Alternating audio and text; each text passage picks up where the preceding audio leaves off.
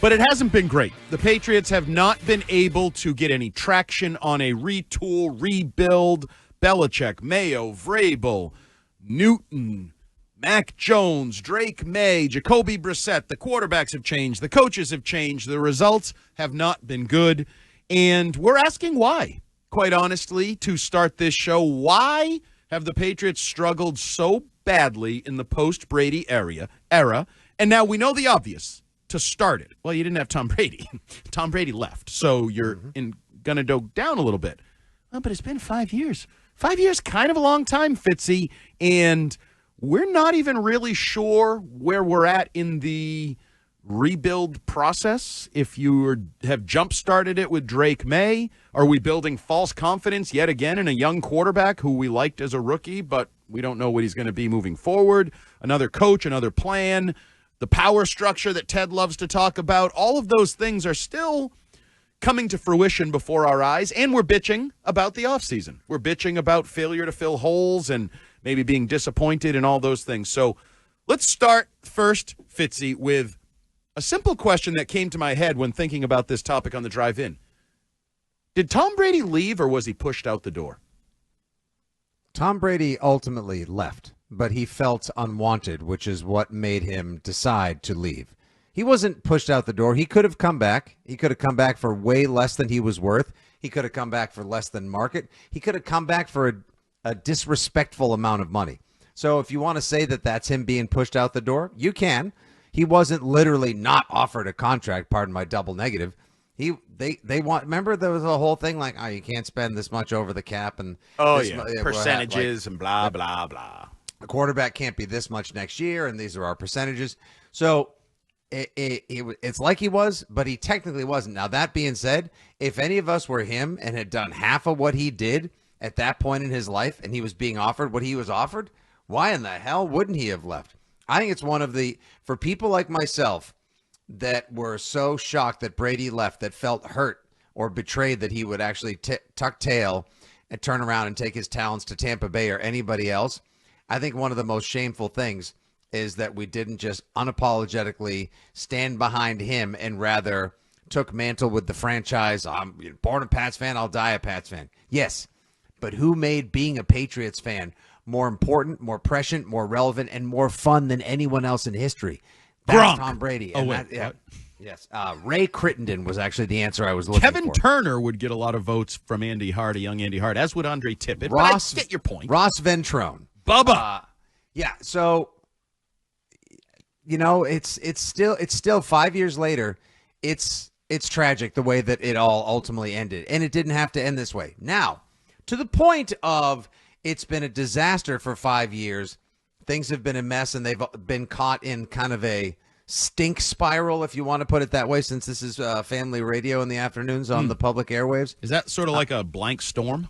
It's like a blank storm, exactly. Yes. Stink spiral. That's a nice way to clean it up for the kids at 2. You're riding home from school in the back seat of the car. My younger ones have a half day today, so you never know who's got the Odyssey app on in the house, in the car, wherever. So why has it been such a stink spiral? Because the team has not chosen like a course. There has been no true direction. First, it was reacting to Brady leaving and, we'll be fine. It's the COVID year. We'll grab Cam Newton in June. This will all work out. Nope. Next year it was Mac Jones. We're not really sure we like the kid. He's kind of a whiny sot. So we'll try to get rid of him the next year. And then Belichick's warring with the front office, and they can't figure out what they're doing and why they have who they have on the roster. And then last year with the Gerard Mayo, oh, my God, what a mess that was. Now, finally, maybe, just maybe, ownership will back up, keep their hands off of as much as they can. We'll see about that. And let Mike Vrabel build a new tone and culture. And I think this goes part and parcel with everything we've seen, from certain veterans walking out the door to the way Vrabel has been front and center of this entire offseason. So I compare it to this, because I think there is one base reason, not base person, but base reason why it's been disastrous for 5 years. And there are a few things in parenting that hold true from preschool through high school. But one thing you can always stick with, because I remember every preschool teacher saying this to little kids: make good decisions. Did we make good decisions today? Make good decisions. And that holds true to Is that a a teenager. red choice or a green choice? Absolutely. And that holds true for teenagers when you hand them car keys and they're like, I'm going out with the boys tonight. How about we make good decisions, just like in preschool, right?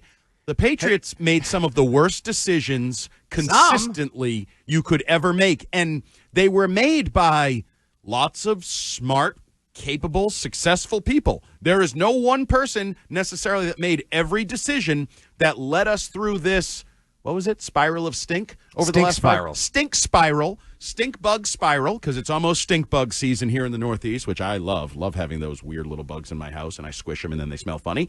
It's a stink spiral for the Patriots that was rooted in bad decisions.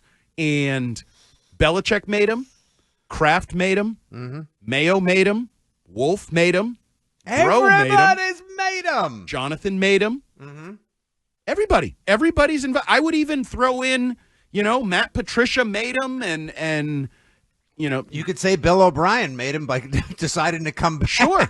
It was 5 years. He ended up someplace great, and he's where he belongs. He's like the only one who came out of this actually without any of the stink spiral stank. A.K.A. Fitzy remembered, hey, Billy O could be listening. He's right down the street. I'm going to spin that positive for Billy O, our listener on RP1. You suss that out like a true detective. So I don't often go to the poll in the first segment here. I try to save the poll for later, but I'm bringing out the poll in the first segment because it's relevant. So I said this. Since Brady left, the team has struggled to find any real direction or success. That would be the stink spiral you're talking about. Who is most to blame for the half-decade of struggles? And there's two options. You may be able to guess them. One is Bill Belichick. Robert Kraft, Bill Belichick. One is Robert Kraft. And I did allow for other with the old reply with a name kind of option if you think somebody else is involved, because every once in a while somebody will throw a curveball option other than Belichick and Kraft. Hey, did we get any votes? Because people continue to tell us that the media. The media. You fan media people. You drove Belichick out of here. I didn't drive anything. And if I did, he's weaker than I thought he was. If I was capable of driving him out of town. Single thing you wrote or video I made. Get out of here. Thank you very much.